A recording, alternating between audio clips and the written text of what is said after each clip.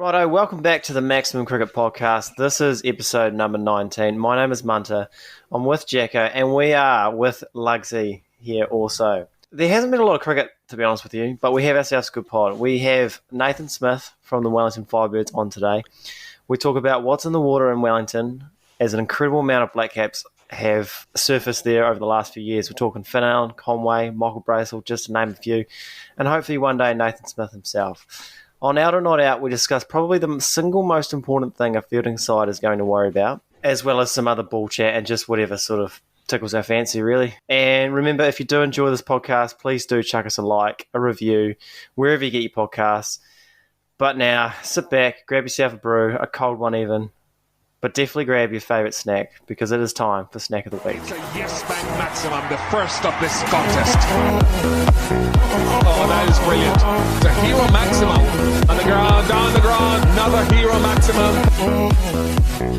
Boys, it was our closest Snack of the Week on record last week. Unfortunately, I came in third, but it was a respectful third, I felt. 29% my Belgian biscuits got, which I'm not mad about. Obviously, you want to win, but these things sort of happen. The very controversial Lugsy came in second place with a 33% share of the vote, and we'll talk about... Not 33.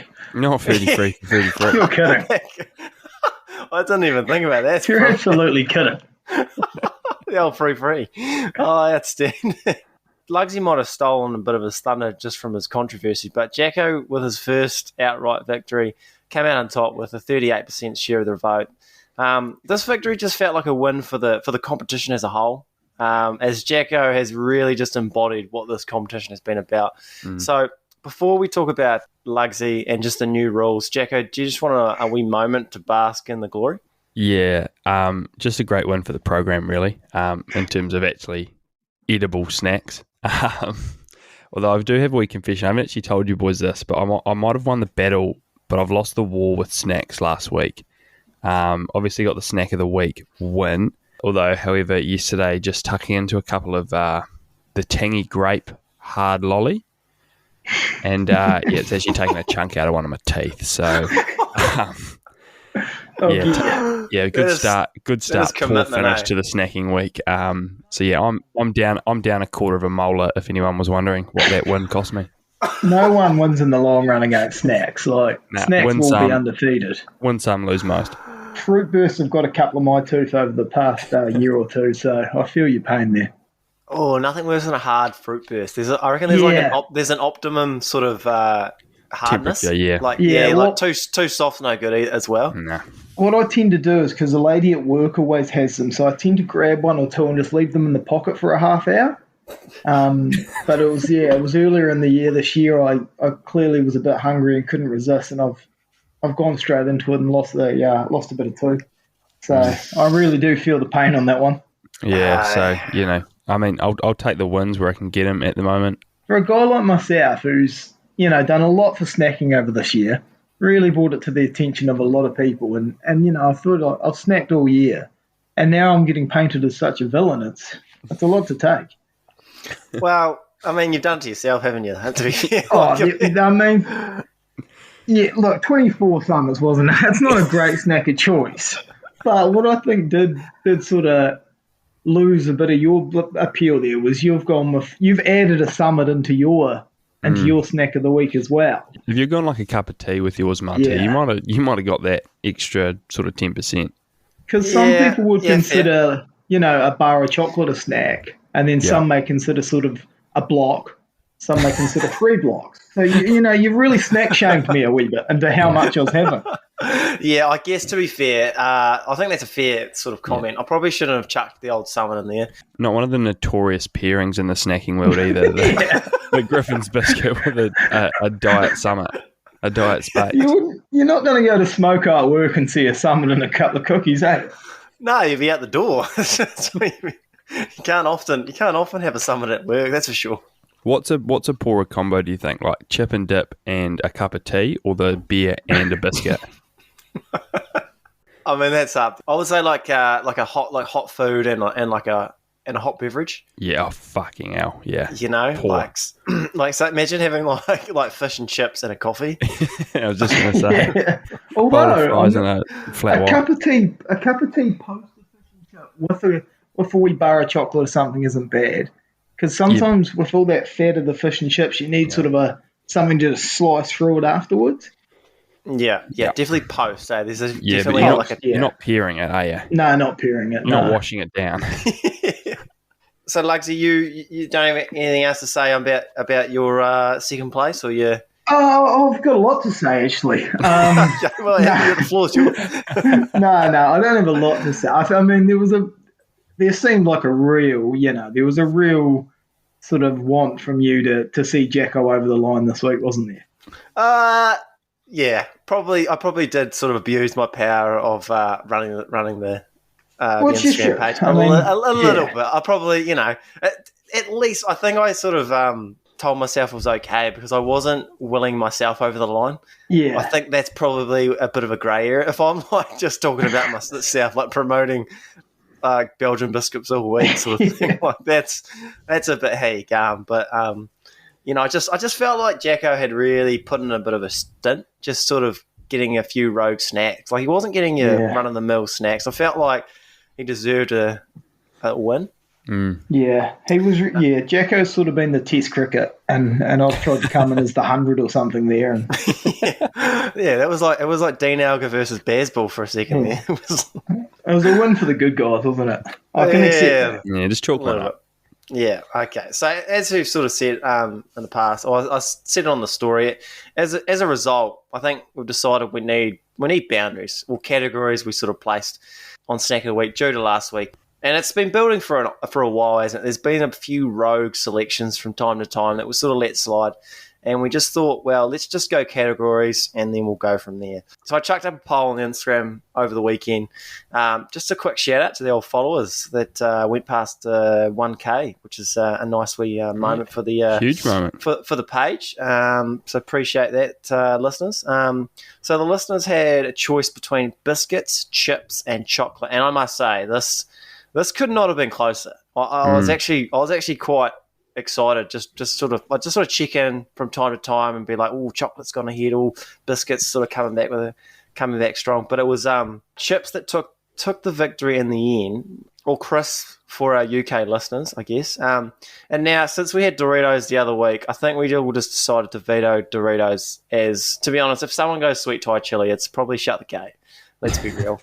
And we can't have that again. So if I move on to mine, I think, to be honest, I'm not feeling overly confident as I'm not a massive chip connoisseur. I'm more of a lolly or slice kind of guy. I've actually got a cake here as well, but I obviously won't enter that from the weekend. But I've got Copper Kettle's finest wood-fired barbecue, which is just delightful. I'm pretty happy with it. Yeah. I've got also a slice of mud cake to wash the chips down from my son's first birthday party, which Simon was in attendance, and good snack. It was a pretty good spread, if I must say myself. Yeah, very good snack spread actually.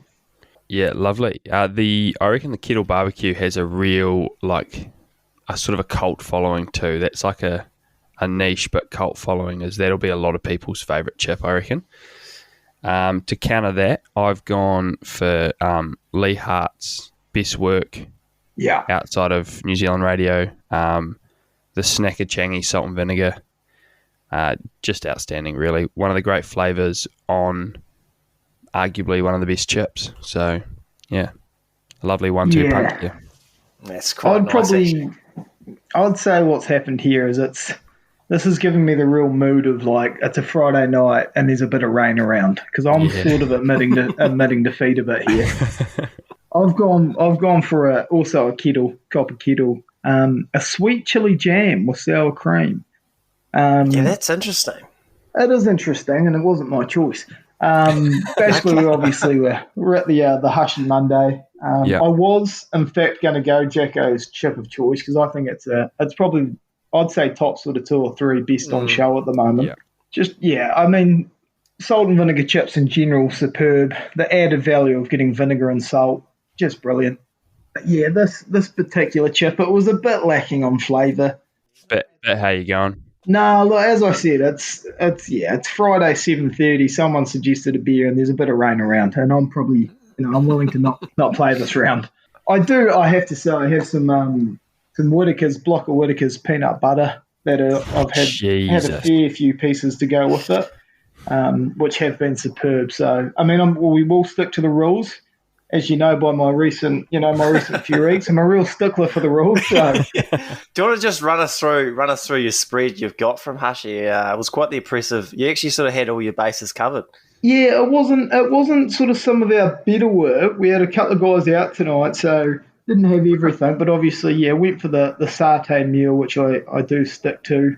Then the sweet chili chips, the peanut butter choco, and then the 100,000s cookie time or Griffin, cookie biscuits, which actually got proven a real winner.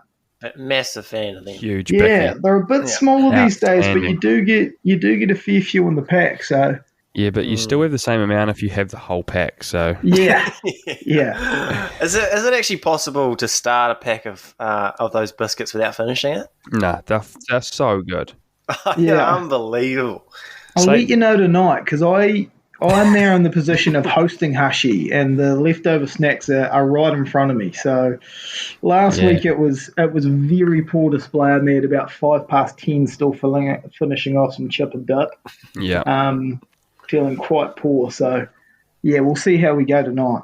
When we do biscuits for snack of the week, 100,000s is probably draft pick 1-1, isn't it? Yeah, round one, pick one. That might have to be off the cards. Sort of. Yeah, that could be just a blanket ban.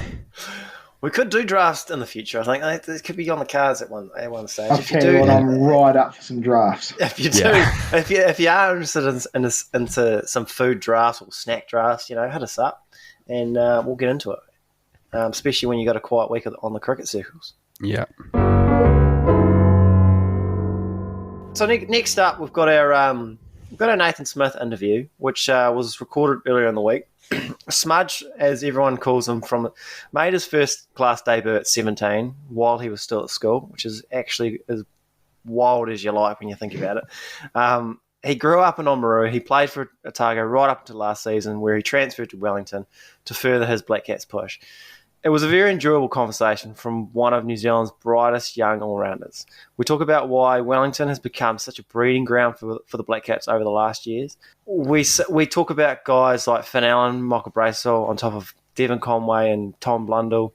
And to be honest, there's a few others there as well. We talk about Smudge's own ambitions as an all-rounder and what he potentially needs to do to break into the Caps test side since Big Colin is being phased out. And then we have him on the coach corner sort of thing, where Nathan takes us into the mind of a professional cricketer and talks us through some of the mental side of the game and how it differs from us regular folk, I guess. It's a really fun, interesting, insightful chat, and I really hope you'll enjoy it. We've got a bit of a guest on today on the Maximum Cricket Podcast. Very fortunate indeed. This person, he's played over 100 games of domestic cricket in New Zealand for both Otago and now Wellington, with a dash of New Zealand A in there also. He averages 27 with the bat and around 30 with the ball at the first class level. So he's incredibly close to that genuine all-rounder tag statistically anyways. Today we are fortunate to have Nathan Smith join the podcast today. Smudger, how are you, mate? Very, very well, thank you. Great introduction, mate. Thank you. Couple of lean patches at the end of last season sort of cost me a few on the batting front there, mate, but pretty happy that bowling one's coming down the right way. So yeah. You did all right last year, I see. And what's been happening with you, mate? You're just back from the UK? Yes, mate. Yeah. Spent the last 4 months in the UK at a club called Radlett, which is North London. So was there in 2019. So good to be back amongst some familiar faces over in the UK this winter. Yeah, looks like you had a good time. Are you injured at the moment? Are you all good? No, I've got a stress fracture at the moment. I picked that up in the UK, unfortunately. So I've had a few scans, and I've got another one in 2 weeks' time. So, and the one in 2 weeks' time will be 8 weeks from when I got my first scan. So I think that will be the halfway stage in the recovery. So looks like it'll be a few months off for me and no bowling till sort of the start of November, unfortunately. But that is what it is. That's unfortunate, but hopefully we see you out there soon. I guess we'll start with the start of the career, if you will, because you're 24 now, aren't you? 24 now, yep. 24, but you've got a bit of experience in a way, I guess. You've got, like I said, 100 plus games. Domestic cricket isn't a joke, and I guess one of those reasons you got to debut at first class cricket. What was it? 18? 17 actually, yeah. Started my year 13, yeah. Jesus Christ! I mean, not many people. I mean, I was doing not a hell of a lot when I was 17 or 18, and you're making a professional cricket debut. Do you remember much of that game? I do actually, yeah. It was interesting the lead up to it. I was at the Under-19 World Cup and we were pretty much blown out. I think we were playing off for 11th and 12th against South Africa, and I got told I was going to rest that game. And I was wondering, like, why? What's the point of me resting this game? It's the last game. Like, just let me play. And they were saying that Nathan King, the Otago coach, was keen to get me involved in the last few first class games of that summer. So that was pretty exciting. And then ran the drinks in Dunedin. Blair Soper actually blew his hammy, I think, in the second over, so I fielded the whole game. But then went to Whangarei and got the nod, which was nice. Took a couple of poles as well, which was good.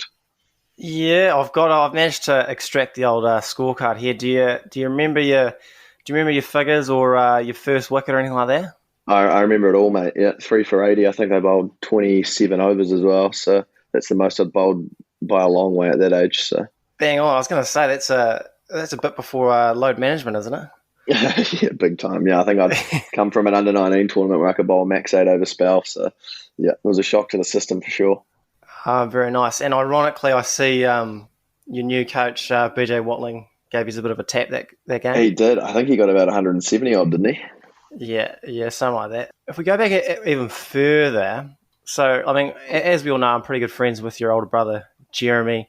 Yep. Friend of the show, of course. He's been on a couple of times. How much older is he again? Is it 3 or 4 years? Yeah, 2.5, 3 years. 2.5 years. So now the reason I bring him up, Smudger, is obviously, Jeremy's not a bad cricketer in his own right. He's a veteran of Dunedin cricket in the North Otago circles now. How much do you think, like, having an older brother, relatively similar age, sort of helped fast track your own abilities growing up? I know Jeremy can get a little touch wound up from time to time, so I'm assuming there was a few hostile moments in the backyard. Oh, for sure. I think like he's a massive reason I think I'm where I am today. Like he would bring all his mates around and I'll be playing with them who are a fair bit older. So, being around older players, I think forced me to go as hard as I can, or else I just wouldn't be able to compete. So I think that sort of put me in pretty good stead from a young age. I think he would always clean me up in the backyard, but I think the most annoying thing was whenever he was done batting, he'd just whack it over the fence and go inside and make me go get it. So that's the older brother perks, eh? Yeah, oh my god, mate, yeah. The older brother, he would have had a bit the wood on you for a bit growing up, but I guess it's fair to say at some point the tide shifted a little bit, where little brother Nathan sort of took over. This could be a bit of a motivation for the Blackcaps getting out of the Australian cricket team shadows, little brother, big brother. But do you remember a point in the backyard where that tide shifted? Actually, I can't remember a specific moment, but I think I always I looked up to him for a long time. But once I started playing for Otago, I think that was when I started realizing actually. Where I was, I suppose, in terms of that. But I always looked up to him right the way through school, and obviously playing club cricket in Oamaru was always playing against him. So, not one specific moment, but I think it was probably when I started playing for Otago, I realised that I was sort of on the way up, if you get me. Yeah, I get it. Because it's interesting you say that, because I actually asked Jeremy himself before this convo when he thought little brother Nathan's maybe a touch better than me. And he mentioned you were the only person to get a 300 at the SCG, or the Smith Cricket Ground, he called it. I reckon he's selling me short there as well. I reckon I got 400, but you reckon Brian Lara, was it? Yeah, I reckon I got 400. Yeah, we sort of had a boundary straight, and I reckon I hit near on 100 boundaries down the ground. So. Well, it's interesting to say that, because he reckons it was quite controversial. He reckons you were Stuart Broad reincarnated nicking off and wouldn't walking, which is Right, quite an accusation yeah. to throw around. That is a massive accusation to throw around. Yeah, I feel like it was only auto wicketkeeper when I was batting, and when he was batting, he'd just do whatever he wanted. So, yeah, That sounds about right. Not much has changed in the nets from what I've no, seen. yeah, Let's maybe fast forward a few years, because I guess you had a few years at Otago, and you made the call to leave your home team Otago and move to Wellington. And I guess before we talk about like the why of the Wellington, you obviously grew up playing Otago rep stuff, and I mean I wouldn't call it LeBron leaving the Cavs sort of thing, because I don't remember many fans burning Nathan Smith Volts jerseys on the street, yeah. sort of thing. But to leave it, the decision to leave Otago and move home, that can't have been an easy decision to make, surely. No, it definitely was a hard decision. It took me a while to sort of come to grips with what I was going to do, and I had to take the time and speak to some people pretty close to me. So, the family were very important in that move, and obviously it was quite a big step considering I'd spent my whole life I still consider myself an Otago man. So, it wasn't the easiest decision, but looking back, I think it is a good one for my career. So, at the end of the day, that was why I made the call, and that's why I'm here now, I suppose. Yeah, no, it seems to have worked out pretty well. And I guess one of the reasons I wanted to get you on Smudge in particular was to talk about Wellington cricket, and in particular what it is about Wellington that seems to get the best out of players. They seem to be producing a lot of Blackcaps of late. I think in the last 2 or 3 years I've got here Tom Blundell, Michael Bracewell, Rachin Ravindra, Devon Conway, Ben Sears, Finn Allen. I mean, you could sort of count Neesham and he sort of he got back in the side in Wellington, and I'm assuming you hope yourself at one day. So, and you can not to mention they've won numerous titles. So I've got to assume that's had something to do with why you wanted to go to Wellington. For sure, that winning culture and being around sort of those more experienced international players was a huge draw point for me. So that was one of the reasons, and again the facilities there. It's a very well resourced association as well. They try create an environment that puts the players first and gives them the best chance to succeed for international cricket. And as you know, the Basin's a hell of a venue, and there's a lot of international cricket there. So to get to train and play on those surfaces as close, which is probably as close to international cricket as we get, gives you the best chance. You talk about the sort of the culture they've got there. Is it what is it they do down there that seems to get the best out of the players? What have you noticed from your time there? It's just a very, very tight group. Everyone gets along really well. The process is in place for bringing guys through Wellington cricket. It's very good. There's lots of talent academy programs, I think they're called. And Glenn Pocknell and Bruce Edgar were instrumental in changing the culture, as it's probably pretty public. It wasn't a great culture maybe 7 or so years ago. So they got rid of some people and got some new people in, and changed the values and the vision of the team, and the group sort of reaped the rewards of that over the last few years with the titles they've got. And it's still quite the players that have come through there now are the more experienced ones. So, and they're now leading the way for the younger guys to come through and follow in their steps, essentially. So it's a pretty good group to be a part of, mate, to be honest. No, it's exciting. I always quite enjoy the brand of cricket they seem to play, particularly in the shorter form. They've had a lot of success, definitely in the Super Smash, which is interesting because it's normally a bit of a lottery, the T20 to an extent, but they seem to have sort of found a way where it looks from the outside looking in that players feel like they can express themselves, not without consequence, but just with a lot of freedom.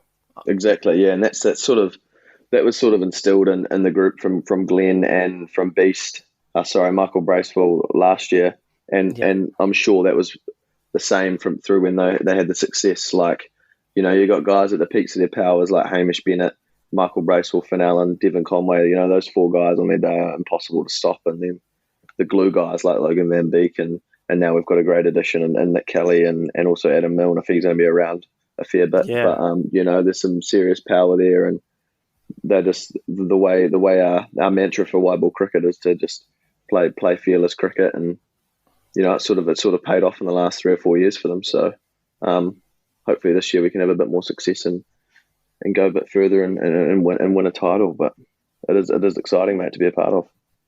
Yeah, so and you touched on some of the players you play with, and I reckon a guy like Finn Allen is. I mean, he's a. If the listeners will know, we talk very highly of Finn Allen. The boys really want him to succeed. He seems like he makes batting look incredibly easy. Like he obviously wasn't Wellington born and bred, but it seemed like the second he came down to Wellington, he has just taken a new level, and he's gone, and he plays the game with such freedom. I mean, like, you look at the other night when he's playing against Australia, against Hazelwood and Stark, and I know it was only 30 odd, but it just looks so easy for the guy. Is he the kind of guy that just where everything comes naturally for? He is a very, very gifted cricketer, yeah. But again, he's had his struggles. His career it probably started off a little bit slowly for his standards, and it wasn't until he got to Wellington and had that confidence instilled in him from the coach and from the captain and the players around him that he can go play fearlessly and freely. And you saw a couple of years ago what happened in the Super Smash, and then from there, look where he's gone. He's gone all around the world to leagues, and now he's playing. He's pretty much in every white ball squad New Zealand has now. So it just goes to show the group that we have here and sort of the confidence that they put into their players. 100%, and like he'll be a big part of the Caps. Definitely the white ball system going through. He's just got like the massive levers on the guy where he. Oh mate, yeah. Sometimes it looks like he's not even to the pitch of the ball, but he's just got massive levers where it makes it look so easy. And hand speed, yeah. It's great to watch, yeah. Tough to bowl to in the nets. Yeah, I'd bet. Another guy who I imagine would be tough to bowl to is Devon Conway. I don't know if he had much to do with him last year because now he's not a full-time domestic cricketer, and I'd say he won't be playing a lot of domestic cricket in the future, but you would have bowled to him a lot at Otago, I assume. And was it pretty clear early on that he was just better than everyone else and he was going to be a Blackcap? Absolutely. It literally looks like he plays a different game to everyone else on the field. Like, he's just on a different planet. I reckon I would have played him near on a dozen times, and I reckon he would have got 100 in most of those innings. So it's nice to have him on our side now. So yeah, there'll be a few domestic bowlers pretty happy that he's playing international cricket now. 100%. Another person that's had a big winter is Michael Bracewell, or Beast as everyone calls him. And you can sort of see why once he hits the ball. Oh yeah. Yeah, hits a big ball. It's interesting. He's obviously quite experienced at the domestic level, but he's sort of come from out of the Blackcaps, contracted to pretty much being in every single squad, and he hasn't sort of missed a beat. I guess that probably wouldn't have surprised you playing with a guy like that?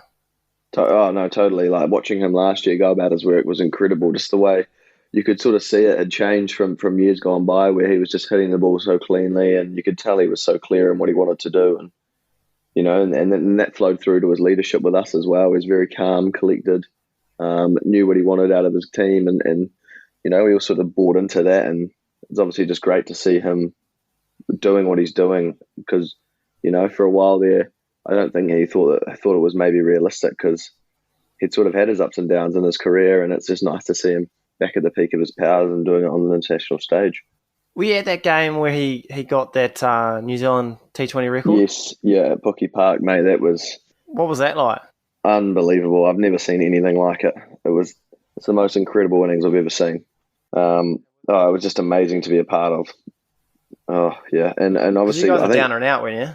We were essentially down and out, and then him and Logan Van Beek put on an unbelievable partnership. Logan's innings flies under the radar there, but he kept hitting sort of regular boundaries to take a bit of pressure off Michael, and then I think we were maybe eight down when we won it. But yeah, it was just amazing that he could finish that with balls to spare as well, which is just incredible. No, it was quite good, and some of that sort of clean hitting is transferred to the Caps for sure. We've talked about everyone else in your team, Smudger, so I suppose we'll talk about yourself a little bit if you don't mind. Last year you spoke about the bowling went quite well. You took the most wickets in the Plunket Shield.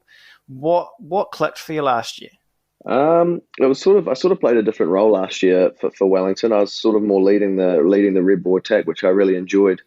In the past in Otago, I'd sort of take the new ball and then sort of take a bit of a back seat and sort of fill a role rather than look to be that leading wicket taker. So it was a real change in mindset for me, which I really enjoyed and thrived on. And it sort of gave me that hunger to try running a bit harder and be the guy for the team. So that was a real difference. And again, like, it was just the coaching staff and the captains that gave me that confidence and really backed me and wanted me to be that guy as well. So that was probably just the difference, really, shift in mindset and a real backing from those above. So was it you're going out there, you're trying to take wickets instead of sort of holding? Was it that sort of shift in mindset?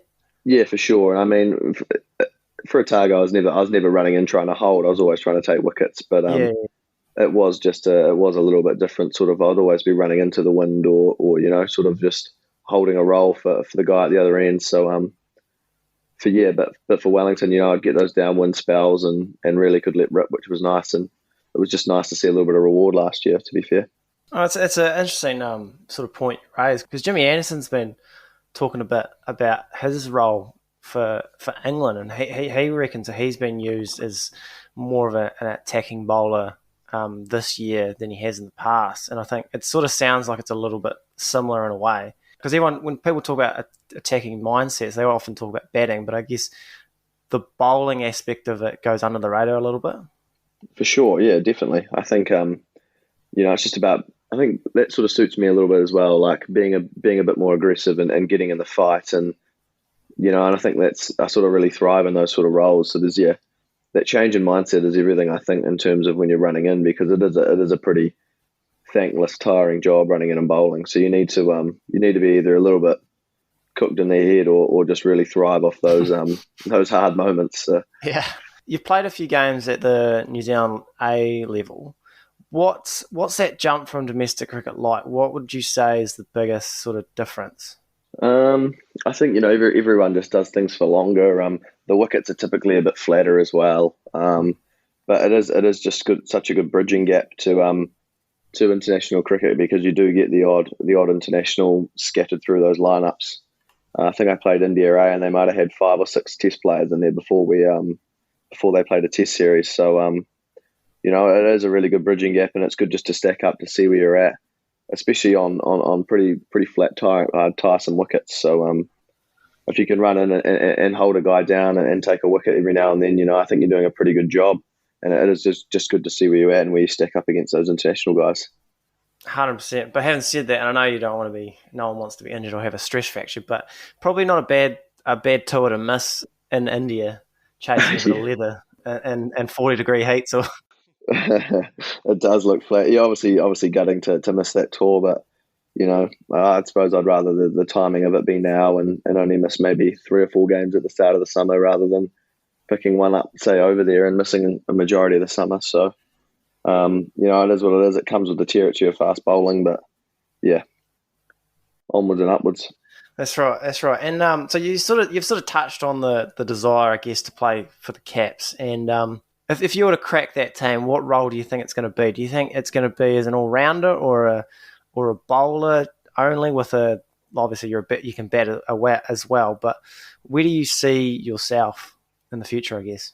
Yeah, I suppose for the last few years for me has been I've put a lot of emphasis on trying to get my batting up to speed, because I think, as you've seen with the Grand Home out there and who knows what's going to happen with Nisham now. So I suppose those are the spots that are sort of opening up, and my bowling's always going to be what it is. I feel like I can do a decent role, but I've been spending the last few years trying to get my batting up to a place where I think it's, can really dominate at domestic level, and then hopefully, transfer into the international stage. But ideally that all-rounder spot is what I'm aiming for. But, it's just sort of taking it day by day and, firstly getting back on the park and doing all that. I'm not even allowed to hit balls at the moment. So it's really just stripping back and resetting and figuring out where I want to go and what needs work. Is that tough mentally? Like, I didn't realise that you couldn't bat as well. Is that tough sort of mentally, just like, you're a cricketer, boy, that's your job, and just not being able to, and your love as well, I assume, and like just not being able to even hit balls or do anything for an extended period of time? Yeah, totally, mate. I think I've got another. It's been sort of 2 months of this, and it's hopefully it's only 2 more weeks, but it has been pretty tough, and I've sort of all I've been able to do is get in the gym and do all my sort of rehab that way. So it is pretty grueling, but again, like I said, it sort of comes with the territory. So that's what you sign up for when you run in and bowl pace. So yeah, hopefully in a few weeks I can at least hit some balls and start getting some throwdowns and yeah, setting some goals for my batting and trying to push that forward. Nice. And I guess so with your batting, because you've got one first class 100 and you've got a few runs behind you. Where do you see the improvement that you potentially might need to make that next step?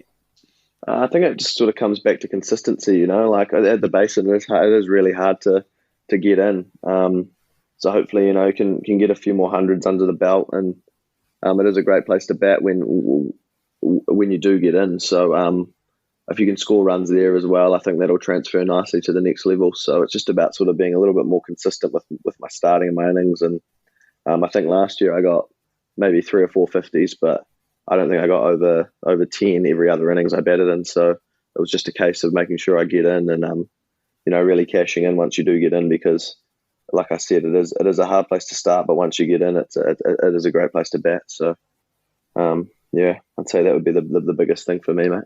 Starting today, you will play like winners, act like winners, and most importantly, you will be winners. If you listen and learn, you will win basketball games. And gentlemen, winning in here is the key to winning out there. Sweet. So I've only got a couple more questions, and then I'll let you go. And these couple are from one of our co-hosts, Lugsy, who he couldn't make the call, but I guess he's looking for a bit of a comparison between the pro level and I guess the club level for us regular folk down here. Is there anything that a club cricketer or fan in general might not notice about the world of a domestic cricketer in New Zealand? Like, is there a part of the game or lifestyle that's maybe a lot more stressful than we might think? I think you touched on it a little bit. You touched on it a little bit before about it being your job and your passion, and at the end of the day, it is your job, and it does bring in your money. So there is that expectation and that pressure to perform.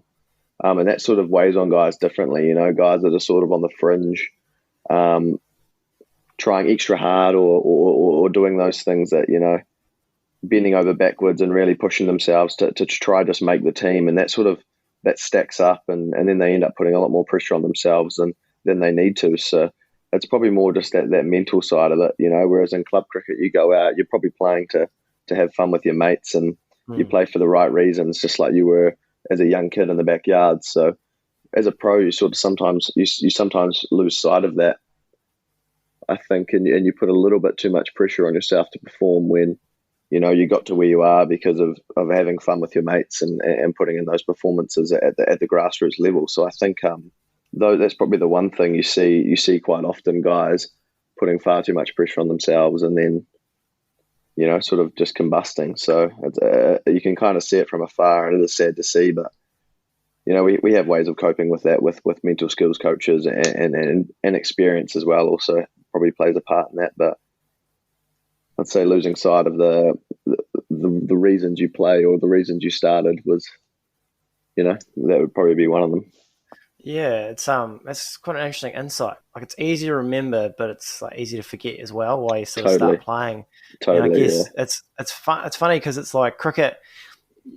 You're not. They sort of teach you to not worry about outcomes and always think about the processes in place. But at the end of the day, it's for you guys anyway. It's your outcomes that I guess dictate your contracts and your selection and that sort of stuff. So it's hard to. Those lines could get blurred quite easily, I'd imagine. Oh, they definitely do, mate. Yeah, definitely. Pretty good. Okay, so let's end on a lighter note. If you can bring us into the locker room a bit here, just a generic locker room, can you still get stuck into guys like at club level? Like, let's say I don't know who's one of your good mates in the team, maybe like a Rachin Ravindra. Maybe he's nicked off for the 12th time in a row, like he's maybe Aaron Finch, and can you give him a bit of a ribbing like we would at the club level? Like, I mean, there's times where at a club level, like if a guy's had too many ducks, like guys are snickering as he's walking off, and then you got to shout people and things like that. Like, have you got to be a bit more careful at the pro level, or is there time for that? No, there is definitely time for that. Yeah, Rutchin's a great example. Not only for the nicking off, but also he doesn't really take his dismissals too seriously. He's pretty down to earth and understands that you're going to fail a few more times than not. So obviously you give him his 5 minutes, but once you see him again, I think it could be pretty funny to definitely rip into him, which we have in the past and we will continue to do. So there's definitely a lot of that happens. No, it is funny, but you do have to be careful, like on the person, I suppose. But Rutchin is a great example. You can't get stuck into him. Yeah, everyone. I would imagine it's probably like everything, where everyone has different levels, and if you're closer with a guy, you might sort of get stuck in a bit more. Totally, yeah. A guy like Hamish Bennett, I think you probably, if you do say something like that, you're probably expecting a right hook in return. But you do have to be careful around some people. So.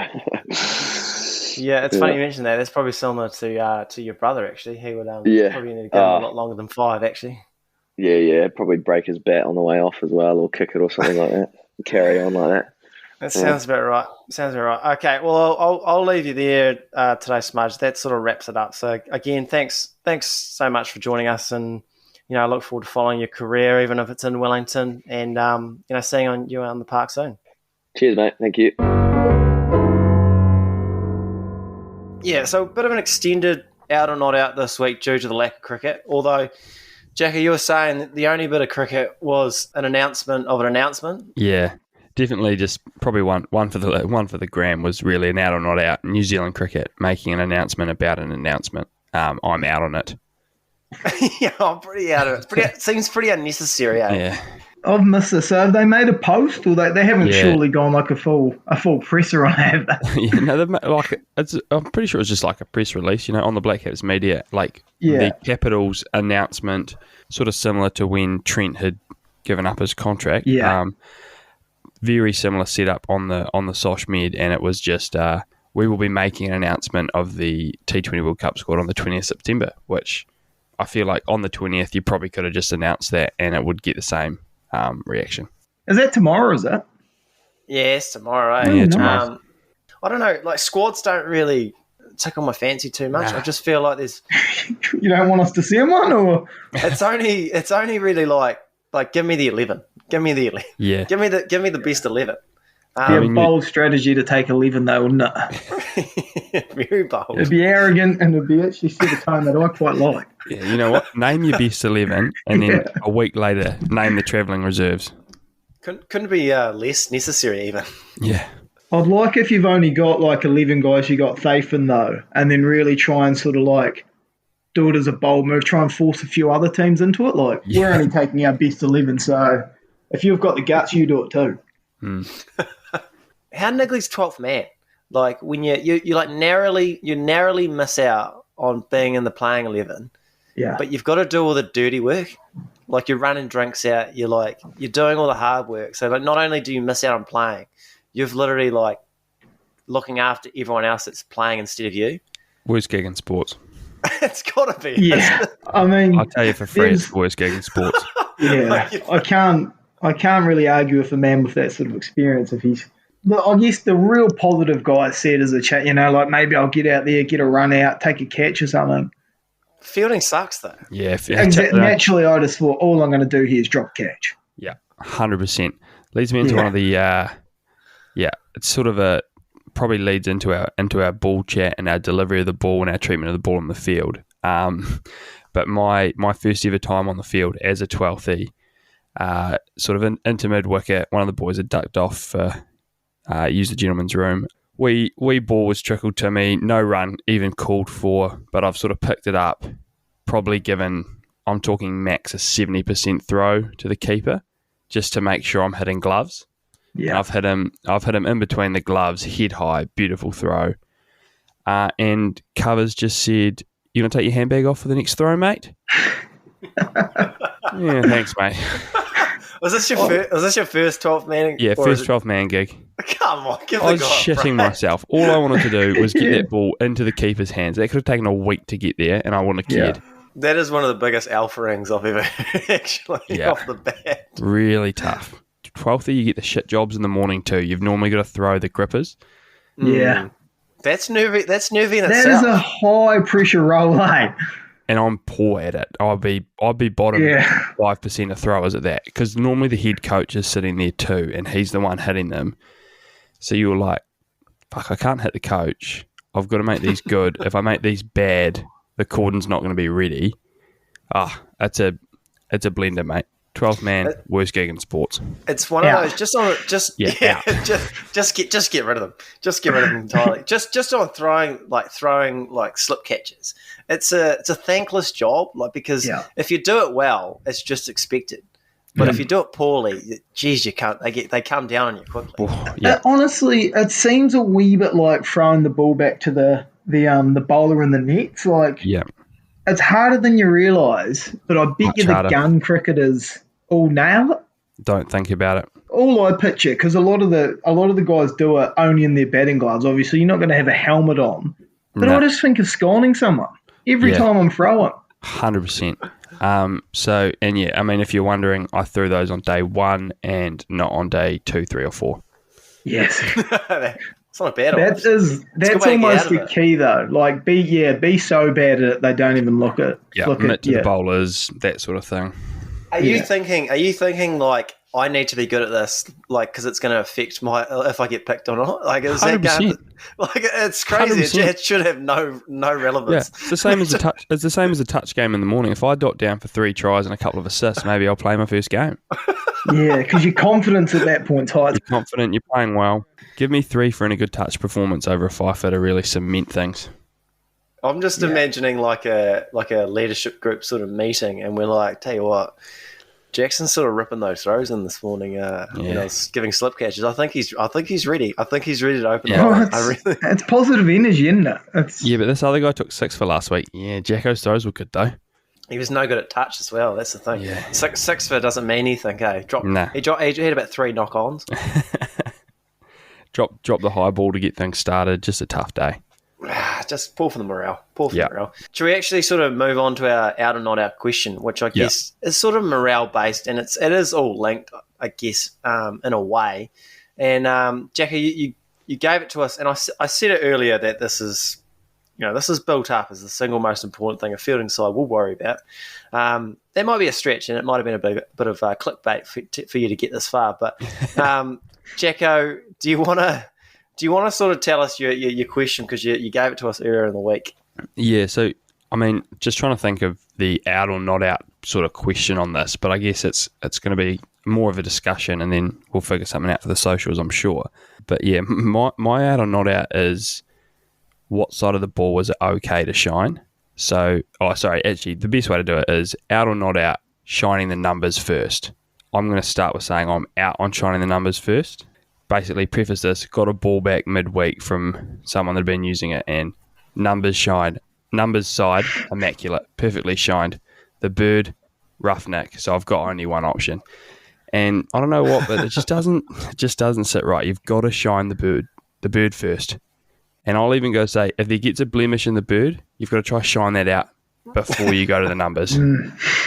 Don't know why. Doesn't feel like the numbers swing. I don't know what it is. Feels like the bird will hope. Numbers straight on. It's an interesting sort of topic, and I actually think you're going to have a lot of bowlers, especially on your side, Jacko. To be fair, because I've heard this. There'll be a lot of big support from the bowlers and a lot of confusion from the batters. Yeah, I must say I've always been a touch confused on that dynamic, because I've always thought, like, if you already choose what side to shine, and then you get a big mark in your bird, then you're screwed. Yeah, naturally. You're absolutely screwed. I agree with you 100%. Yeah, that's not my point, though. Look, I've seen the logic. I've read the paper, and I disagree. Yeah, that's the thing. I've never really had a strong way. Like, if the bowler wants to shine a ball certain side, I'm not going to tell him no. Yeah. But I guess from a batter's side of thing, or a fielder, I just would never shine a ball that's new. I would just wait till it's a little bit blemished, and then I'd be shining the shit out of the other side. Yeah. But I'm hitting at the angle of logic, which is just not what we're after today. Oh, that's never what we're after. As I told you boys, a bit of opening bowling experience in my younger years, and still very much sort of more always fancied myself a bowler who just didn't get a chance. But yeah, to Jacko's point, and it's been this way since we were young. Since, as I told you, using the old Red King, you got to sign that side. 100%. And what's good about it is something that all bowlers do agree on. Yeah. So there's got to be something to it, you know? And I couldn't tell you what it is, but I don't know what it... You get the ball back and someone started shining the numbers and you're like, fuck, this ball's cooked. To Munter's point, though. Could be, yeah. Can we just get it changed? They've actually shined the wrong side for me. Anything actually wrong with it? Not really. Just on balls around the world. So obviously we're talking about a cookie in New Zealand. Jacko, you would have obviously bowled with a nut in the UK. Did they have birds on one side, or how'd you go there? Well, they didn't have a bird. They've got the numbers Duke on logo. both sides. He refused to bowl. Were you using a Duke, were you? Yeah, they had the Duke, the logo. Normally one side traditionally will have weight, specs, information, and one side will promote the brand. So this year, I mean, this could just be a real deep fake from Kookaburra, sort of ingraining this in everyone's minds to, bird, it's always got to be the cookie. Yeah. But Now and we're if it is, that's a hell of a job by their marketing team. And if not, free advertising forever. So well done. It's always, I don't know, it's just something about shining the numbers side. You just it doesn't sit right. You don't feel good about it. Okay. To Munter's point, though, at what point, someone's hit you over the club rooms, a big, chunk out of the balls came out. At what point do you have to make that call? You're not happy about it, but we're going to have to make a change. Yeah, I think, it's got to be like a chunk, as you say, a big scar, like it's been banged into the rough and taken a big bit next to the seam away. And then you're sort of like, begrudgingly the call goes out, right? We've changed the numbers, boys, and it's, the bowler's head. Everyone's defeated. The bowler's heads go down, and you might as well just give them 400 for 2. It's worse. It's worse than like the captain losing the toss on a road and going, we're bowling. Yeah, worse than a catch going down, I reckon. Jacko, just on shining the ball, I've got a couple of questions for you. As it's been a couple of years since I've been in the game, I guess since I played pre-COVID. What's the deal with shining the ball now? Because you're not allowed to saliva anymore, eh? Nah, so you can't use saliva, so you can use... Crazy. That's crazy. Yeah, you can use sweat. That is crazy. Surely they're going back to saliva. Who polices that? Honestly? I was going to say, I'd assume guys are still using saliva. Club cricket, who's policing that? Yeah. Guys are on $50 a day. Like we're not. We had a guy on our team, and I'm not even kidding you, look the umpire dead set in the eyes, lick his fingers, and put it on the ball. Was that just solely to see what would happen, or just forgot? Just honestly, just forgot. The umpire's like, "Did I just see that right?" And he's like, "Yeah, I'm really sorry. I won't do that again." He's like, "Yeah, please don't, or we'll have to change the ball," sort of thing. So this was just a solely like a COVID rule. Yeah, so so they brought it in for COVID. So I guess it's one of those things that it's like it was actually a touch gross. Yeah, it is. When you think about it, when you deep dive it, it actually was a bit gross. But it's like everyone does it, so it's fine. And then COVID's like all good rules. Like all good things you probably shouldn't be doing, but everyone's doing. So it's just sweat now. So I suppose your quicks after and over are normally got enough juices going, but it really does sort of, I guess that ball shining, you do have to take a little bit more thought into it. Obviously, if you do get a big chunk out of the bird early in the game, obviously you just go up to the umpire and just start, using the mouth and the saliva, and hopefully they'll replace the nut. Yeah. That's a wee easy solution. That's a good question, eh? Yeah, easy out. Like, what about all these, like over in England, when they're always trying to get the ball changed and they're trying to put it through the hoops? Why don't they just lick it? Yeah, see, I don't like it. It might actually not be a change. I think the umpire has to sanitize it. Nah, it's Ooh. tough, I think eh? they've got to have That is tough. like a hand sanitizer in there, which like could do anything to a cricket ball. We don't know. And my second bit of follow-up there was if potentially there's a space for a guy sort of maybe an overweight character in the team just to do sprints right up till pre-game, just so he's got a huge sweat going, just solely with the purpose of shining the nut early in the game, just while the Yeah. clocks get warmed up. Yeah, I can imagine that, but also you've got arguably your two best seamers doing that as well in terms of getting themselves ready to bowl and then bowling, so they're staying sort of hot and will be getting some of that sweat. So Yeah, just sort of looking for a space to how I can return to top grade cricket, really. Who does shine the ball nowadays? Have you got do you have a specialist shiner now, or is it strictly, do the fast bowlers just do it themselves? there will be someone normally in the cordon that's trying to get some moisture on the ball. The sweatiest bastard. Yeah, normally it's a hot day, so like your hairline where your cap is, there's normally enough there. Like you don't actually need a lot. But yeah, it's sort of get it back to the bowler quickly because they'll be able to. Anything else you boys want to touch on this subject, or? I've got a bit more. Yeah. You've got a bit. You know, sometimes there's the call, especially like early, as like it's one of those sacred things. Like someone's always making the call to protect the ball. Yeah. How many sort of pair of hands do you like? Sort of obviously you start in your section fives and it goes around everyone. But then, you know, you get a bit older and maybe it will go to first to second, maybe second will throw out to cover. Yeah. Cover maybe back to the bowler, cover potentially to mid-on. Yeah. Mid-off, sorry. What's best there? I mean, it depends. Like, there's probably two main. Well, the main thing is if you're trying to get the ball to reverse at any stage in the game.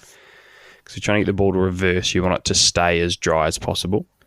So if that's the case, you want it in as little hands as possible, and you ideally want the ball kept dry. So that's quite big picture thinking. Probably doesn't happen a lot in New Zealand club cricket. So that's one thing. But apart from that, I think it's just depends on the bowler and the tempo they want in their over. So how quickly the bowler wants the ball back is going to determine. Because you get the old guy that'll really want to rattle through their over, They're like almost embarrassingly getting it straight back from the keeper. 100%. Yeah, or you can't be doing that. Jesus. You can't be straight back. You can't do, I feel like you can only do that if you're a spinner. Yeah. 100%. It has to go through a set of hands. But I was just thinking, how little respect would you have for another team if the ball went from keeper to every single all the way through? And every single pair of hands on the way through on the offside. Does keeper go straight to fine leg? And then fine leg to first dog? Or how do we get fine leg involved in that scenario? I mean... Just everyone getting a touch early. We feel for the game. I mean, if I was batting and I'd seen that, I would just have this massive weight go off my shoulders. Like, these guys are no good. I'm on today, boys. I mean, because there is guys that obviously I don't want to go at the fast bowlers again. They've copped it a bit on the pod. There is guys that are like, they will take it deadly serious to the point of like, if I was ever at mid-on, I'd be quite nervous, especially if it was sort of a longer throw from like your third slip all the way to me. I'd be quite nervy under the high nut. Didn't want to drop it. Yeah, it probably depends on like where the ball shining's occurring. So like if the ball shining's occurring at the keeper or in the cordon, if your ball shiner's in the cordon and then throws you the ball and you put it on the ground, you've ruined it. You've taken all the shine off. It's never going to swing again. It's game. We're going to lose. Game over. We might as well shine the numbers. We might as well shine the numbers at that point.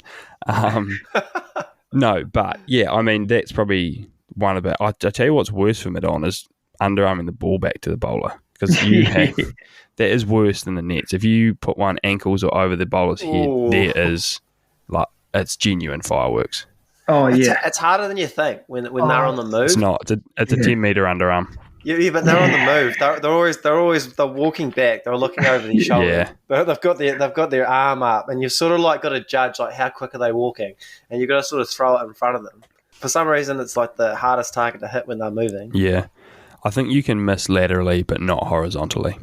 What about a bit of bowler heat, Jacko? Like sort of friendly fire there, where you've got a new nut and you think you're using it pretty well and swinging it. And you've got a plonker down the other end bowling cross seam and ruining it. Is that sort of... That sort of has came up in the past. Yeah, I sometimes might be the candidate, eh? Very interesting. I remember, it is one thing, isn't it? Because I suppose the theory with swing bowling is that the area around the seam is the bit that needs to stay shiny. So if a guy's just missing the seam on an abrasive surface, he's basically taking off that bit because it's next to the seam. If it's shiny, it travels faster, swings on that side, essentially. So if he's like missing the seam by just a bit and fucking that up, it is actually going to ruin the swing. So it is quite an interesting one. I remember watching a bit of one-day cricket, and they reckon Malinga used to do that to the white ball when there used to just be one white ball. So his first spell, he'd bowl 4 overs, heavy back of a length, to just try to fuck the ball up, and then come in the back end and bowl like 140 searing and swinging Yorkers. It's like back in the day when you'd grow up and you'd watch it, and everyone would hit, the key to when you threw him from the boundary was just keep his gloves on the full. Yep. And then they all started bouncing it in, and that just became the trend just to get that reverse going late. Yeah, and another sort of aspect of that comes in as well, like if you know a team's chasing or there's a big boundary, you want to soften the ball up so it doesn't travel as far. Oh, that's a good one. That call will come in a huddle sometimes after a wicket. If the ball stops swinging, especially in white ball cricket, it's definitely right, boys, like throws into the foot marks, get them into if you're on the big side, like throws directly into the old wickets on the block. So it's something actually umpires crack down on. So is it it's not illegal, is it, or is it a spirit of the game thing? Because it is I've seen it cracked down on by umpires. Yeah, I think it comes down to from where you're throwing. Yeah. Like if you pick a ball up in the circle and bounce through it a couple of times down the middle of the wicket, you're probably getting moved on. But and I mean, I've had a couple when long on is throwing keeper, but can't get it to keeper, so it was just like landing in the middle of the pitch, which is obviously the most abrasive spot, and just being given from the umpire, mate, if you can't get it to the keeper on the full, throw to the bowler, please. That was a bit of an impromptu sort of coach corner there, just on the I guess the intricacies of fielding. Yeah, and, I think it's important to finish on and probably give a shout out to all the parents growing up, because I just remember week in, week out, as a youngster, impressionable youngster, seeing you see your hero shine in the ball and just getting a new ball each week and just absolutely shining the shit out of it on my white pants. And just every weekend, and all 11 of you, just shining it as much as you can, wanting to make as much red on your whites as 100%. Possible. And an extension of that is making sure you got at least one dive in on your knees in the field to get those knees really grass stained. Yeah, you had to have a huge red line and like dark green knees to have played well, essentially. Did you ever? How old were you when you made the move to pants? Yeah, I'd be a couple of years at least. Yeah, it's one of those things. I think that's when you started to separate the good from the bad players. Yeah. Guys sort of, white 9, 10 still showing up in shorts, just sort of starting to get a bit suspect if this guy's going to make it. Yeah, 100%. I think we changed when it went to hardball. Right. Whatever age that was where I was growing up. And I think it was in year 6 we went to hardball. Sort of makes sense, putting your pads on. Yeah. Yeah. Thigh pad underneath, obviously. Yeah. Obviously. Special sort of kid that's putting his thigh pad on underneath his shorts and then is raw dogging his pads. It's funny how like you're wearing shorts, like because obviously you might wear them in the nets, and you just feel so less protected, even though it's just one measly layer of clothing. Yeah, but you feel so like open and vulnerable. I was the same as I said, like batting in a vest. That vest just made me feel so much more confident. Invincible. Yeah, like 48 degrees, I'm about to pass out, but I've got my vest on and I'm feeling good. Yeah, 100%. So easy. Righto, so that is us for another week there, team. If you like what you hear, chuck us a rate and review. Spotify recently clicked up 3 figures in the 5-star ratings for us, but as they always say after a milestone, start again. That's what we will be doing on our way to a double ton. Apple is still stuck at the old 7 5-star reviews. We'll round that up to 10 though, of course. Yeah, 20, 25 by the time we're in the afters. Yeah, maybe we want to pump those numbers up a little bit. Also, if you are on Apple, sort of, if you want to write us a wee review, even chuck us a question on Out or Not Out Coach Corner, you will be guaranteed your question answer. That's for sure. Or if you want to suggest a snack of the week category, leave that in a 5-star review. Yeah, I like this category stuff. Yeah, get the public involved. We'll chuck another poll at some stage throughout the week. Yeah, and if you are really fully invested in this podcast, and to be honest, if you are still listening, you probably are right now, check out the Patreon. At the moment, you get early access to the podcast. Essentially, the minute this gets edited, it goes up on Patreon. Another benefit is you basically own us. You can pretty much ask us to jump, and we will say how high, sort of thing. Maybe that's a Patreon-only reward. You get to choose the snack of the week category. Yeah, that could be something. That could be really something. We could be Curtis Day next week. We're going to be like puppeteers at the end of this sort of thing. Really just selling our souls. Yeah. Nothing's going to be to do with cricket, but nah.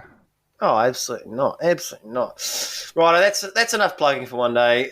Thanks to Lugsy and Jacko for joining us. Massive thank you for Nathan Smith for jumping on also. Most importantly, thank you to our award-winning listeners for helping the podcast grow. Boys, catch you next week. Thanks, mate. cheers, mate. Catches.